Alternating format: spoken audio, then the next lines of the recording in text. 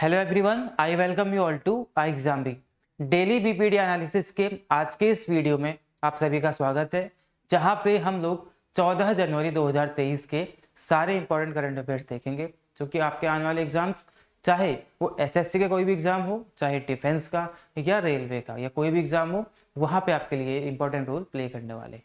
इस BPD draft को आप लोग हमारी वेबसाइट www.iexambi.com पर जाकर के डाउनलोड कर सकते हैं। ये हिंदी और इंग्लिश दोनों भाषाओं में और तीनों फॉर्मेट्स डेली, वीकली और मंथली में अवेलेबल है। ज़्यादा डिटेल इन्फो जानने के लिए आप लोग इसको वहाँ पे जाके डाउनलोड कर सकते हैं और इसको पढ़ सकते हैं। वीडियो के माध्यम से हम लोग जितना भी इंपॉर्टेंट करंट अफेयर्स है उस दिन का, उसको एनालाइज करने का ट्राई करते हैं। तो चलिए शुरू करते हैं। हर वीडियो के या हर एनालिसिस में लास्ट में आपके लिए मैं डेली 2 क्वेश्चन को छोड़ के जाता हूँ। उसके आंसर्स आपको कमेंट सेक्शन में बताने होते हैं। उसके सही आंसर्स मैं आपको अगले वीडियो बताता हूँ। तो पिछले वीडियो में जो क्वेश्चंस आपके सामने छोड़ गया था वो क्वेश्चन कुछ इस प्रकार से थे। पहला question, in PMGKAY scheme what does a stand for. PMGKAY ये स्कीम अभी हाल ही में चर्चाओं में आई थी, तो इस स्कीम में PA का मतलब क्या है ये आपको बताना है।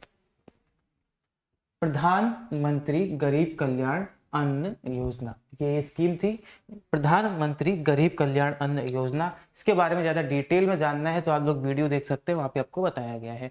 तो ए मतलब क्या हो जाएगा, आपका अन्न हो जाएगा। सेकंड है, PM flagged off world's longest river cruise at which place. अभी हाल ही में प्रधानमंत्री ने दुनिया की सबसे बड़ी, सबसे लॉन्गेस्ट रिवर क्रूज को फ्लैग ऑफ किया या इनॉग्रेट किया। तो ये कहाँ पे किया गया, ये आपको पूछा गया है। तो यूपी के वाराणसी में इसको इनॉग्रेट किया गया, ठीक है। MV गंगा इसका नाम है। ये वाराणसी से होते हुए आसाम के डिब्रूगढ़ तक जाएगी और यहाँ तक जाने के लिए ये और यानी कि बांग्लादेश से होते हुए जाएगी वाया बांग्लादेश। ये जाएगी वाराणसी से डिब्रूगढ़ आसाम वाया बांग्लादेश, ठीक है। इसको फ्लैग ऑफ कहाँ पे किया गया, फ्लैग ऑफ किया गया वाराणसी में। इसी के साथ साथ यहाँ पे टेंट सिटी को भी इनॉग्रेट किया गया, जो बेसिकली टूरिस्ट के लिए एकोमोडेशन फैसिलिटी को बढ़ावा देने के लिए। बढ़ते हैं यहाँ से करंट अफेयर्स की तरफ।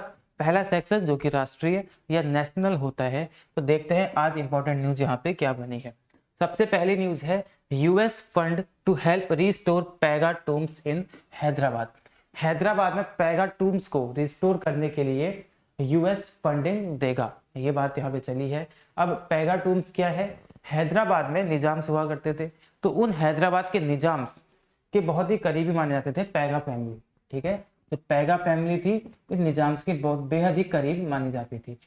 इसी पैगा फैमिली के वहां पे क्या बने हुए हैं, टूम्स, ठीक है। इनके ही टूम्स हैं जिनको अब ये लोग रिस्टोर करने की बात कर रहे हैं। हैदराबाद में जो इनके टूम्स हैं आर्किटेक्चरल सिग्निफिकेंस रखते हैं, बहुत ही ज्यादा अच्छे ये माने जाते हैं आर्किटेक्चर के हिसाब से। तो इसीलिए इनकी इंपॉर्टेंस खत्म ना हो, उसके लिए इनको क्या किया जाएगा, वापस से रिस्टोर किया जाएगा हैदराबाद में।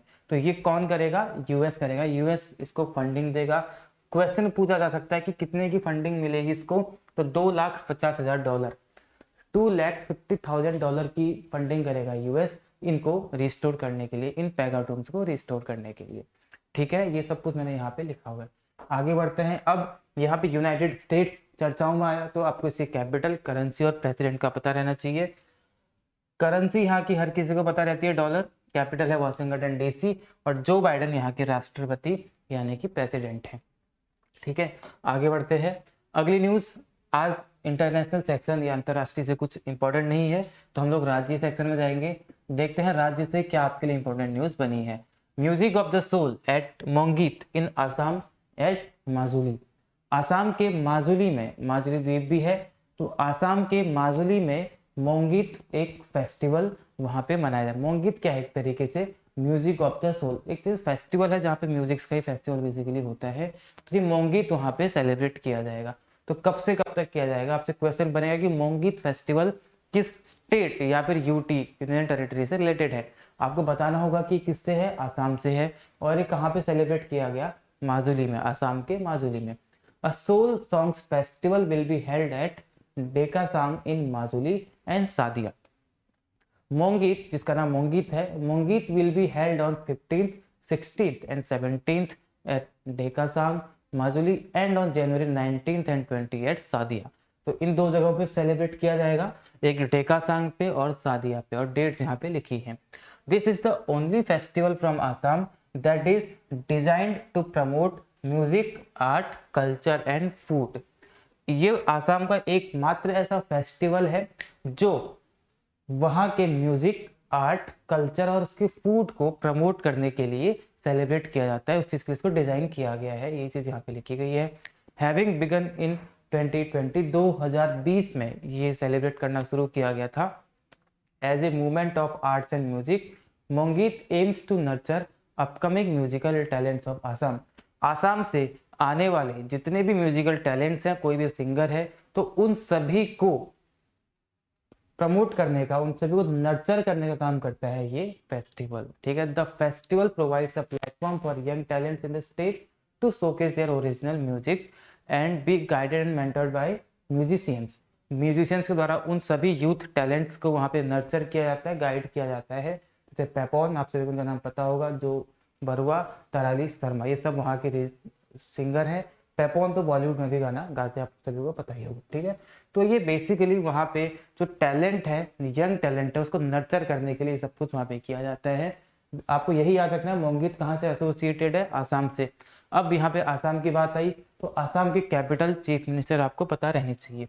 आसाम की राजधानी दिसपुर है और यहाँ के जो चीफ मिनिस्टर हैं HB शर्मा यानी कि हिमंता बिस्वा शर्मा, और प्रोफेसर जगदीश मुखी यहाँ के आपके गवर्नर यानी कि राज्यपाल देखने के लिए मिल जाते हैं। ठीक है, आगे बढ़ते हैं। अगली न्यूज साइंस एंड टेक यानी कि विज्ञान और प्रौद्योगिकी से बनके आती है। अगली न्यूज है कि India's first centre of excellence in online gaming to be set up in Shillong. Bharat का पहला centre of excellence in online gaming, online gaming के लिए सेंटर ऑफ एक्सीलेंस सेटअप किया जाएगा मेघालय में यानी कि शिलोंग में। ये इंडिया का पहला है, तो इसको आप नोट करेंगे, इंपॉर्टेंट आपके लिए हो जाता है। इसका मेन मकसद क्या होगा, बेसिकली जितने भी स्टार्टअप्स हैं या फिर एंटरप्रेन्योर्स एंटरप्राइजेज हैं, इसके लिए ऑनलाइन गेमिंग के लिए उन सभी को बूस्ट करना ही इसका मेन मकसद होगा। Digital India startup hub through the software technology parks of India will set up India's first centre of excellence in online gaming at Shillong by March 2023। March 2023 तक शिलोंग में फर्स्ट सेंटर ऑफ एक्सीलेंस किसके लिए, online gaming के लिए setup कर दिया जाएगा। ऐसी बात यहाँ पे की जा रही है। The centre of excellence in Shillong is expected, यहाँ से ये लाइन इंपॉर्टेंट है, to catalyse startups and entrepreneur from the entire north east region. पूरे के पूरे नॉर्थ ईस्ट रीजन है कि उत्तर पूर्वी इलाके से जितने भी स्टार्टअप्स और एंटरप्रेन्योर्स हैं इस ऑनलाइन गेमिंग के क्षेत्र में, उन सभी को कैटलाइज करने के लिए, बूस्ट करने के लिए इस चीज को यहाँ पे ओपन अप किया जाएगा, इस एक्सीलेंस सेंटर ऑफ एक्सीलेंस को सेटअप किया जाएगा। ठीक है, ये आपके लिए इंपॉर्टेंट हो जाने वाला है। आगे बढ़ते हैं। आसाम की बात, मेघालय की बात चल रही है, तो मेघालय की राजधानी शिलोंग है।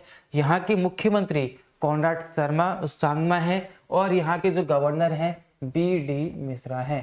कॉनराड सांगमा और यहाँ के गवर्नर BD मिश्रा, और यहाँ के कैपिटल शिलोंग आपको देखने के लिए मिल जाएगी। अब रक्षा यानी कि डिफेंस से देखते हैं क्या न्यूज इंपॉर्टेंट बनी है आपके लिए। आपको ये ड्राफ्ट हिंदी में भी मिल जाएगा वेबसाइट पे। तो डिफेंस से इंपॉर्टेंट न्यूज बनी है ICG शिप यानी कि Indian coast guard ship Kamala Devi, last vessel of FPV series commissioned. FPV यानी कि fast patrol vehicle, fast patrol vehicle series का सबसे last vessel, fast patrol vessel series का सबसे लास्ट वेसल कमला देवी, इसको वहां पे कमीशन कर दिया गया है इंडियन कोस्ट गार्ड में। इंडियन कोस्ट गार्ड शिप कमला देवी, लास्ट है ये, इसका नाम याद रखिए, Kamala Devi fast patrol vessel. Patrol vessel मतलब क्या होगा, पेट्रोल, ये ऑयल वाला पेट्रोल नहीं है, पेट्रोल मतलब पेट्रोलिंग करना, गश्त लगाने वाला एक वेसल है और सब तेज है, बहुत फास्ट है, तो fast patrol vessel FPV series का सबसे लास्ट है ये कमला देवी, जो कि गार्डन रीच शिप बिल्डर ने बनाया है। GRSE garden reach ship builder ने बनाया है, तो GRSE के द्वारा बनाया गया सबसे लास्ट है, इसको इसलिए आप लोग याद रख लेंगे। ठीक है, to the Indian coast guard was commission, इसको कमीशन कर दिया गया है। इस FPV सीरीज का पहला such ship built for exports to a Latin American country. जो ये शिप है जो कि इस सीरीज का लास्ट है, लैटिन अमेरिकन कंट्रीज के लिए एक्सपोर्ट को ले जाने वाला ये पहला शिप बनेगा। ठीक है, पहला शिप बिल्ट फॉर एक्सपोर्ट्स, यानी कि जो लैटिन अमेरिकन कंट्रीज हैं वहां पे एक्सपोर्ट्स करने के लिए ये पहला शिप है। वैसे एफपीवी सीरीज का लास्ट शिप है। इस शिप को 15 जून 2022 को लॉन्च कर दिया गया था। With in 6 months GRSC achieve the technical acceptance of the vehicle on 16 December. Basically ये कब लॉन्च किया गया था? 15 जून 2022 को इसको लॉन्च कर दिया गया था। लगभग उसके 7-8 महीने बाद आज इसको क्या कर दिया गया है, इसको कमीशन कर दिया गया है इंडियन कोस्ट गार्ड में। अब इंडियन कोस्ट गार्ड की बात आती है तो इंडियन आर्मी, नेवी, एयरफोर्स, इसके बाद आती है चौथी हमारी रक्षा सेना Indian coast guard. Indian coast guard में chief of Indian coast guard नहीं होते हैं, क्योंकि ये है तो एक मिलिट्री फोर्स, लेकिन इसका जो स्ट्रक्चर है ये पैरामिलिट्री फोर्स की तरह होता है। ये बेसिकली इंडिया की जो कोस्टल रीजन है वहाँ पे गश्त लगाने का, वहाँ पे सारी की सारी जितनी इलीगल एक्टिविटीज होती है बाहर से या अंदर से, उन सभी पे ध्यान रखने का काम करती है। ये डिफेंस फोर्स है, मिलिट्री फोर्स है, लेकिन इसका सारा का सारा सिस्टम एक पैरामिलिट्री फोर्स की तरह चलता है। इसीलिए इसमें चीफ ना होकर के इसमें डायरेक्टर जनरल होते हैं। और वर्तमान में इसके डायरेक्टर जनरल कौन है? वर्तमान में इसके डायरेक्टर जनरल VS पठानिया है। ठीक है, VS पठानिया है। इसकी स्थापना 1 फरवरी 1977 को हुई थी। वीरेंद्र सिंह पठानिया इसके वर्तमान में डायरेक्टर जनरल हैं। याद रखेंगे इसमें चीफ नहीं होते हैं, जिस तरीके से चीफ ऑफ आर्मी स्टाफ होता है, चीफ ऑफ नवल स्टाफ होता है, चीफ ऑफ एयर स्टाफ होता है, लेकिन चीफ ऑफ कोस्ट गार्ड नहीं होता है। यहाँ पे डायरेक्टर जनरल आपको देखने के लिए मिलते हैं। पूरा जो रैंकिंग सिस्टम है इसका सारा का सारा एक पैरामिलिट्री फोर्स की तरह होता है, लेकिन ये रक्षा मंत्रालय के अंतर्गत आने वाली फुल फ्लेज्ड एक फोर्स है। ठीक है, आगे बढ़ते हैं। इवेंट्स की बात करते हैं। Tata power sets up India's first solar plant for housing society in Mumbai. Mumbai में हाउसिंग सोसाइटी के लिए देश का पहला क्या किया गया है, सोलर पावर प्लांट वहाँ पे स्टैब्लिश किए जाने की बात की गई है। इसके लिए टाटा पावर रिन्यूएबल एनर्जी ने एग्रीमेंट या डील साइन करी है मुंबई के विवेरिया कंडोमिनियम के साथ। इस एरिया में क्या किया जाएगा, देश का पहला सोलर पावर प्लांट लगाया जाएगा, जो कि रेसिडेंशियल सोसाइटी के लिए होगा, रेसिडेंशियल कंजम्पशन के लिए होगा, उपभोग के लिए होगा। इस पावर प्लांट की जो क्षमता है वो कितनी होगी, 3.125 मेगावाट सोलर फैसिलिटी है। इसकी क्षमता कितनी है, 3.125 megawatt. It will supply green electricity at 40% less than the current cost. Current cost जो भी चल रही है ग्रीन इलेक्ट्रिसिटी की, उसमें 40% कम दाम पे ये देगा, ऐसी बात की जा रही है। अब महाराष्ट्र की बात है तो यहाँ की राजधानी मुंबई आपको देखने के लिए मिलेगी। चीफ मिनिस्टर एकनाथ शिंदे और राज्यपाल यहाँ के भगत सिंह कोश्यारी, जो कि बेसिकली उत्तराखंड से बिलोंग करते हैं, भगत सिंह कोश्यारी। आगे बढ़ते हैं, अवार्ड्स एंड रिवॉर्ड्स की बात कर लेते हैं। Indian peace keepers deployed with UNMISS honoured with UN medal for exemplary services.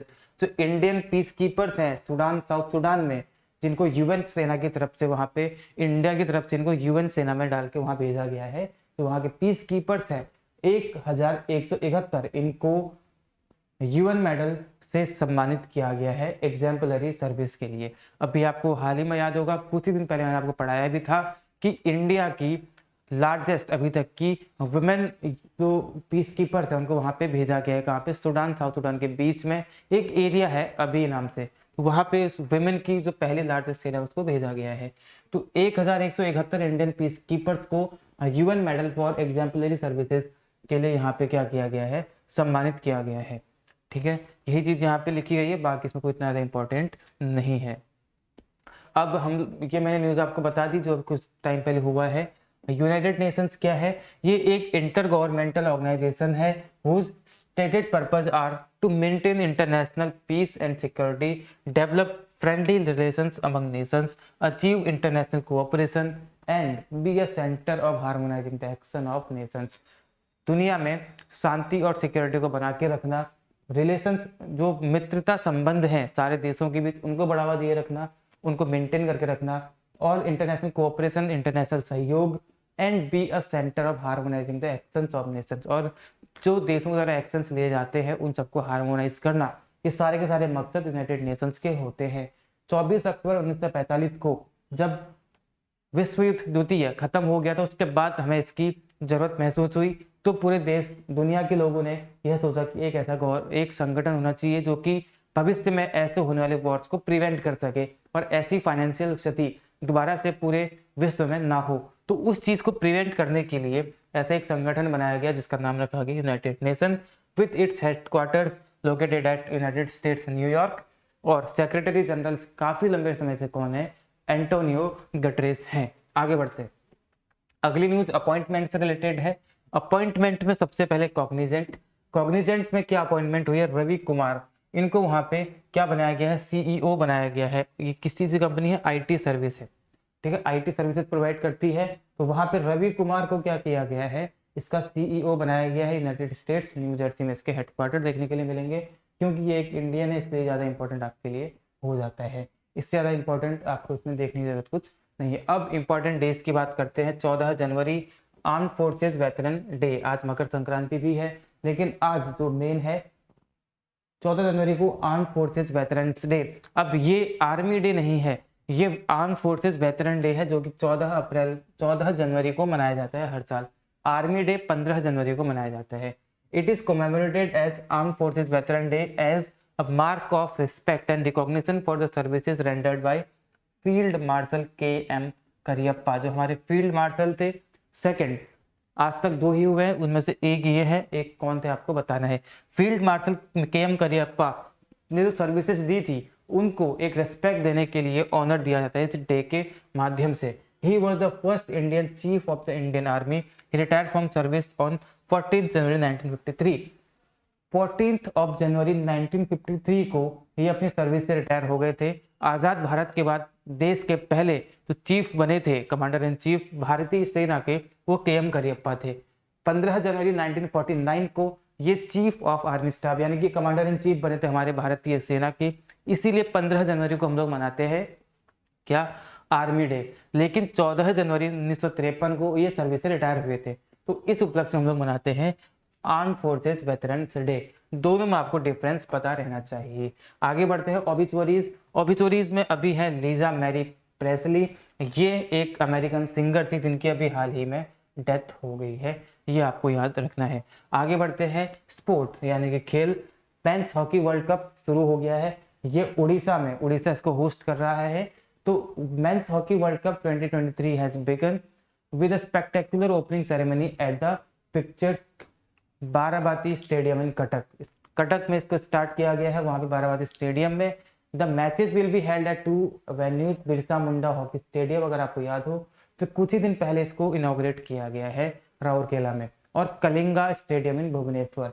13 जनवरी से 29 जनवरी तक ये खेला जाएगा। State government has built a new hockey stadium, जो कि है बिरसा मुंडा। ये यहाँ पे कुछ दिन पहले ही क्या किया गया था? इनॉग्रेट किया गया था। One of the largest hockey stadiums, ठीक है, कौन? बिरसा मुंडा। आज के जो इंपॉर्टेंट हेडिंग्स थी न्यूज करंट अफेयर्स, तो वो सारे के सारे यही थे। इससे ज़्यादा इंपॉर्टेंट आपके लिए बहुत ज़्यादा इंपॉर्टेंट कुछ नहीं है। डिटेल में जानने के लिए आप लोग ड्राफ्ट में जाकर के पढ़ सकते हैं। अब लास्ट में आपके लिए 2 क्वेश्चन। पहला question, Sabaragamuwa university is in which country? ये कौन सी देश में ये यूनिवर्सिटी आपको बताना है, क्योंकि इस देश के साथ डील करके भारत क्या करेगा? यहाँ पे हमारा हिंदी चेयर को स्थापित करेगा। इनमें से 5 ऑप्शन है, यहाँ पे 4 ही होने चाहिए थे, लेकिन यहाँ पे 5 है, कोई बात नहीं। तो आपको बताना है कि इसमें से इसका सही आंसर क्या होने वाला है।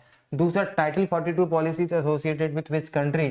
टाइटल 42 जो पॉलिसी है वो किस कंट्री से रिलेटेड है, आपको ये बताना है, ठीक है। कोविड-19 के टाइम पे लाई गई थी, आपको बताना है कौन से देश से एसोसिएटेड है। तो आज के वीडियो में फिलहाल इतना ही। अब आपको करना क्या है यहाँ पे?